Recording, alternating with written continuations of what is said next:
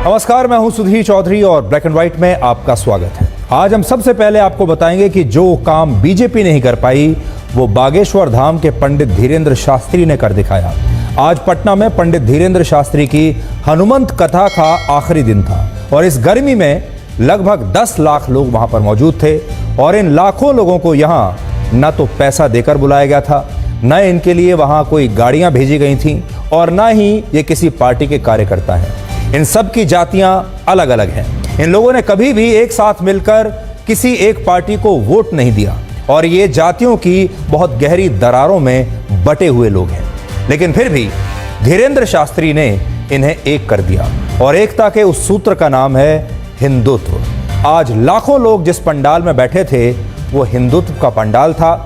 आज हम ये विश्लेषण करेंगे कि बागेश्वर धाम के इस बाबा में ऐसा क्या है जो बीजेपी में नहीं है और क्या ये चमत्कार चुनाव में भी अपना कमाल दिखा सकता है। हम सबसे पहले आपको ये बताएंगे कि जो चीज बीजेपी कर्नाटक में नहीं कर पाई, जो काम बीजेपी कर्नाटक में नहीं कर पाई, वो काम बागेश्वर धाम के पंडित धीरेन्द्र शास्त्री ने कैसे बिहार में कर दिया।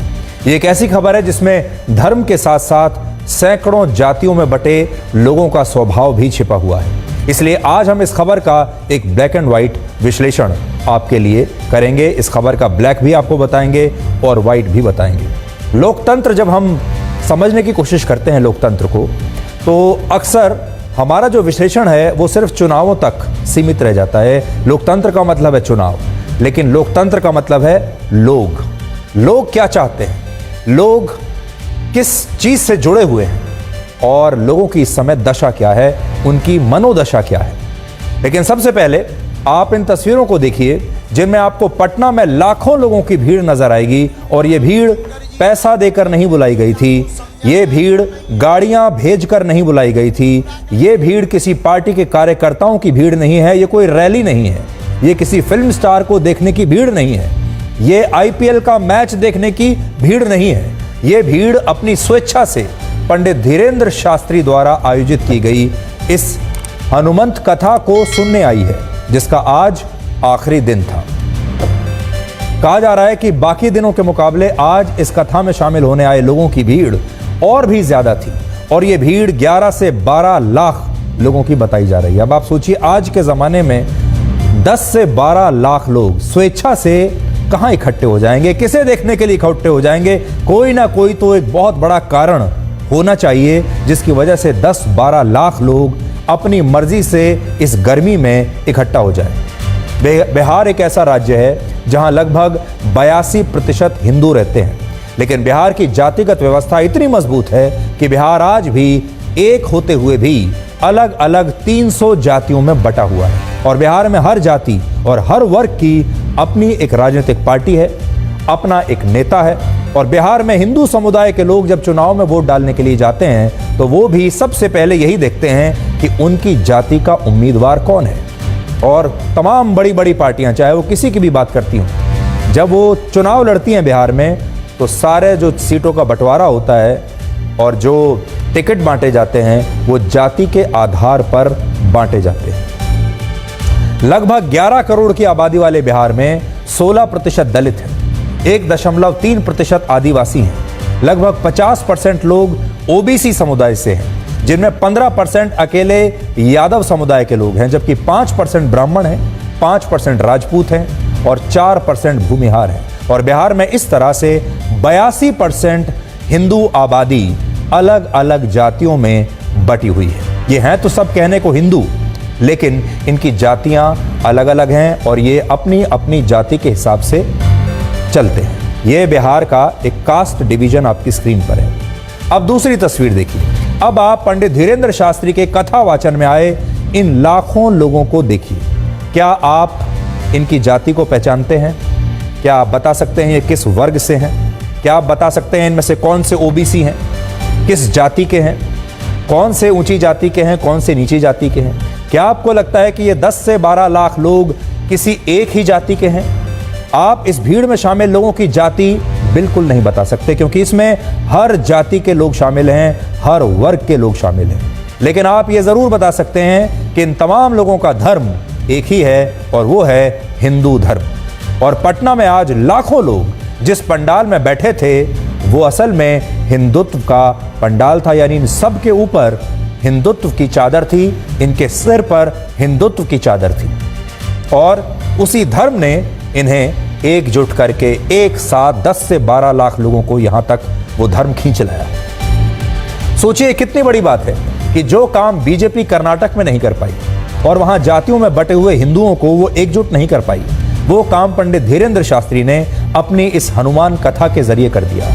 जो काम बीजेपी बजरंगबली का मुद्दा उठाकर कर्नाटक में नहीं कर पाई, वही बजरंगबली, उन्हीं की कथा सुनने के लिए यहां 10 से 12 लाख लोग अपनी मर्जी से, स्वेच्छा से, अपना पैसा खर्च करके यहां आ गए। और आज उनकी कथा के आखिरी दिन इस पंडाल के नीचे सैकड़ों जातियों के लोग खुद को हिंदू मानकर एक साथ बैठे हुए थे, हिंदू राष्ट्र की बात कर रहे थे। और ये लोग आस्था और चमत्कार की उम्मीद में यहाँ आए थे और इन्हें लगता है कि हिंदू धर्म में जो भगवान है इनके, चाहे वो भगवान श्री कृष्ण हो, भगवान श्री राम हो या फिर वो हनुमान जी हों, वो इनके जीवन में कोई ना कोई चमत्कार ज़रूर करेंगे। और ये चमत्कार देश के नेता नहीं कर सकते, ये चमत्कार देश की सरकारें नहीं कर सकती। इन लोगों को लगता है ये चमत्कार सिर्फ बागेश्वर धाम के धीरेंद्र शास्त्री कर सकते हैं। और हिंदू धर्म के जो इनके देवी देवता हैं, ये उस चमत्कार की उम्मीद में आज यहाँ पर आए हैं। ये वो लोग हैं जो हमारे देश के नेताओं से, हमारे देश की अलग अलग सरकारों से, इस देश की व्यवस्था से अब निराश हो चुके हैं, जिन्हें यह लगता है कि भगवान ने उन्हें इतने कष्टों से भरा हुआ जीवन क्यों दिया है। जो आज भी ये सवाल उठाते हैं कि आज इन्हें एक लोटा पानी लेने के लिए सैकड़ों किलोमीटर पैदल चलना पड़ता है। और दूसरी तरफ देश में बड़े बड़े शहरों में वो लोग भी हैं जो बड़े बड़े बंगलों में, स्विमिंग पूल वाले घरों में रहते हैं, लेकिन उन्हें पंडित धीरेंद्र शास्त्री जैसे बाबा और धर्मगुरुओं से उम्मीद और चमत्कार की उम्मीद रहती है। इसलिए ये लोग अपनी जाति भूल जाते हैं और यहाँ ये अपनी जातियाँ भुला कर आए हैं। इसलिए ये भीड़ हमारे समाज पर, हमारी सरकारों पर और हमारे लोकतंत्र पर एक बहुत ही बड़ी और बहुत गंभीर टिप्पणी है। दो तस्वीर आप देखिए। एक तस्वीर में आपको दिखाई देगा कैसे हमारे देश में एक बड़ा वर्ग ऐसा है जिसके पास पीने का पानी तक नहीं है। ये वर्ग, ये लोग, ये महिलाएं कभी ना कभी तो ये सोचती होंगी कि इनके जीवन में, इनके भाग्य में ये सब क्यों लिखा है। और जब इनका तर्क और इनका विश्वास इनको कोई जवाब नहीं दे पाता, तब ये इस तरह हनुमंत कथा सुनने के लिए आते हैं और फिर किसी चमत्कार की उम्मीद करते हैं। आज जब पंडित धीरेंद्र शास्त्री लोगों को संबोधित कर रहे थे, तब पटना की सड़कों पर जबरदस्त भीड़ थी, सड़कों पर जैम लगा हुआ था और वहां की सड़कों पर हर व्यक्ति किसी भी तरह पंडित धीरेंद्र शास्त्री की कथा के लिए लगाए गए इस पंडाल में पहुंचने की कोशिश कर रहा था। यानी ऐसा समझिए कि सारी सड़कें इस पंडाल की तरफ जा रही थी। इन लोगों में एक व्यक्ति भी, एक ऐसा भी था जो बिहार को विशेष राज्य का दर्जा दिलाने की मनोकामना लेकर पंडित धीरेंद्र शास्त्री के पास आया था। और पंडित धीरेंद्र शास्त्री ने भी आज लोगों को ये बताया कि कैसे भारत एक हिंदू राष्ट्र बन सकता है। और अब उनके इस बयान पर राजनीति भी शुरू हो गई है और कुछ लोगों ने आज पटना में उनके पोस्टर्स पर कालिख पोतने की भी कोशिश की है। इसलिए हमें लगता है कि बिहार में पंडित धीरेंद्र शास्त्री की हनुमान कथा भले ही आज समाप्त हो गई हो, लेकिन अब बिहार में एक नई राजनीतिक कथा शुरू हो चुकी है, जिसमें बीजेपी अलग अलग जातियों के लोगों को हिंदू धर्म के रूप में इस तरह एकजुट देखकर आज खुश तो बहुत होगी। ये अलग बात है कि उनके नेता ये काम नहीं कर पाए, जबकि दूसरी पार्टियां इन तस्वीरों को देखकर आज परेशान जरूर हो रही होंगी।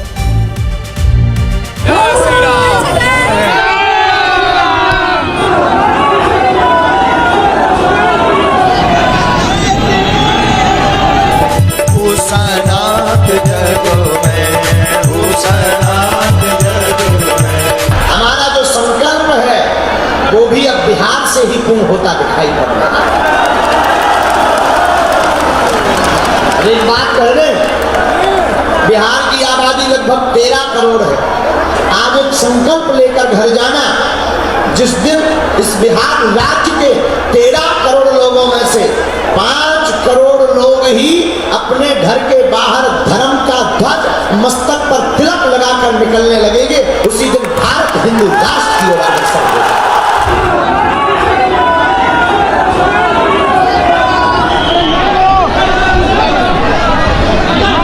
सुना है आंगन और सुना ये मन, गुरुवर ना जाओ ये कहती है धड़कन, हमें छोड़ के जाओगे हम सबको रुलाओगे। कथा से बहुत कुछ पाया, इतना आनंद आया, हमें ये एहसास होता है कि यहाँ पे इस बिहार राज्य ही नहीं, इस पूरे हिंदुस्तान की जनता को केवल भक्ति चाहिए। वो इतना फ्रस्ट्रेट में जी रहा है, कभी कोई कुछ बोलता है कोई कुछ बोलता है, लेकिन ऐसे ऐसे अगर महान आत्मा प्रवचन करने बाबा आते हैं तो इतने अंदर से अंतरात्मा जागृत होती है कि नहीं, हम सनातनी हैं, हम हिंदू हैं, हम धर्म का प्रचार करने के लिए निकले हैं। आत्मा आती पसंद हो गया, ऐसा लग रहा है ना कि बार बार हो, बार बार आए। अच्छा, इतनी गर्मी झेलने के बाद 5 दिन आप बार बार हो, आप फिर आएंगे? हाँ, फिर आएंगे। भगवान जी से दर्शन हो गया। गर्मी नहीं लगी आपको? गर्मी तो देख ही रहे हैं, सब प्रभु का है, बाबा के आशीर्वाद से गर्मी उतना नहीं लग रहा है। आज बाबा का अंतिम दिन है। सन्यासी बाबा की जय, बहुत खुश होके जा रहा है सरकार की जय।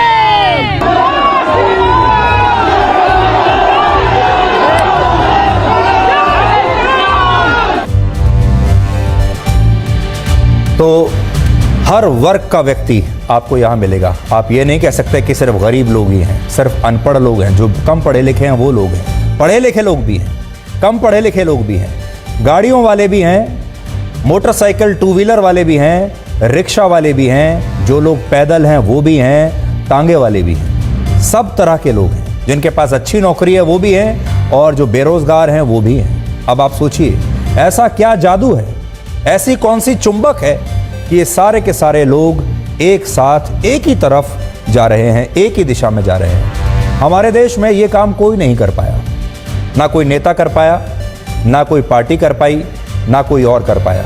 कभी कभी ज़रूर IPL का मैच देखने के लिए आपको एक भीड़ दिखाई देती है, लेकिन वो भी 40-50 हज़ार लोगों की। 10 से 12 लाख लोग कहीं पहुंच जाएं स्वेच्छा से, अपनी मर्जी से, तो एक बहुत बड़ा सवाल आज देश के सामने है कि हमारे देश में लोग क्या सोच रहे हैं और क्या ये लोग फ्रस्ट्रेटेड लोग हैं, क्या ये वो लोग हैं जो परेशान हो चुके हैं, क्या ये वो लोग हैं जो अब अपने जीवन में किसी चमत्कार का इंतजार कर रहे हैं। अब बड़ा सवाल ये है कि पंडित धीरेंद्र शास्त्री का ये चमत्कार क्या चुनाव में भी अपना कमाल दिखा सकता है।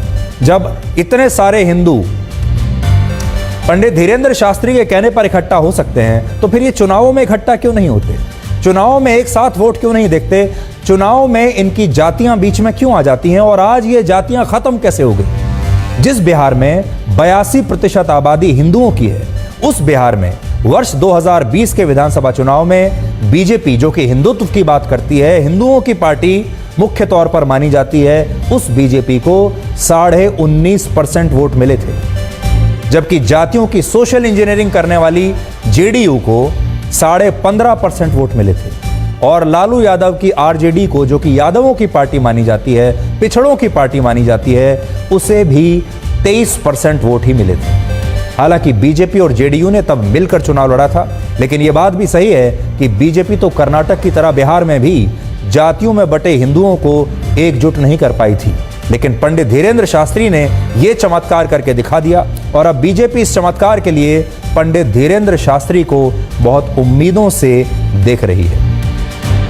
आपने देखा होगा उत्तर प्रदेश में भी बीजेपी इसी फॉर्मूले पर काम करती है। उत्तर प्रदेश में बीजेपी जो इतना शानदार प्रदर्शन कर रही है या करती रही है, उसके पीछे एक बहुत बड़ा कारण यह है कि उत्तर प्रदेश के जो हिंदू वोट हैं, हिंदू वोटर्स जो हैं, वो अपनी जातियों को भुलाकर सिर्फ हिंदुत्व के नाम पर वोट दे रहे हैं, प्रशासन के नाम पर, गवर्नेंस के नाम पर और योगी के नाम पर और मोदी के नाम पर, इस डबल इंजन के नाम पर वो वोट दे रहे हैं। और उत्तर प्रदेश भी एक ज़माने में बिहार की तरह हुआ करता था, जो जातियों में बटा हुआ था और उन जातियों को तोड़ना किसी भी पार्टी के लिए असंभव सी बात थी। लेकिन बीजेपी ने उत्तर प्रदेश में कर दिखाया, लेकिन कर्नाटक में नहीं कर पाई, बिहार में नहीं कर पाई और दूसरे बड़े बड़े राज्यों में भी नहीं कर पाई, लेकिन वो काम धीरेंद्र शास्त्री ने कर दिया। अब बड़ी बात यह है, इसका विश्लेषण क्या है? इतने सारे लोग अपनी स्वेच्छा से, इनको कोई पैसे देकर नहीं लाया है, इनके लिए किसी ने गाड़ियां नहीं भेजी कि आपको आना ही होगा, इन्हें बूथ वर्कर्स इनके घर से उठाकर लाकर नहीं लाए हैं, ये किसी पार्टी के कार्यकर्ता भी नहीं हैं और ना ही इन्हें और कोई लालच यहाँ पर आने के लिए दिया गया है। ये सब चमत्कार की उम्मीद में आए हैं। तो इसके पीछे क्या हो सकता है? बहुत सारे लोग कहते हैं ये अंधविश्वास है।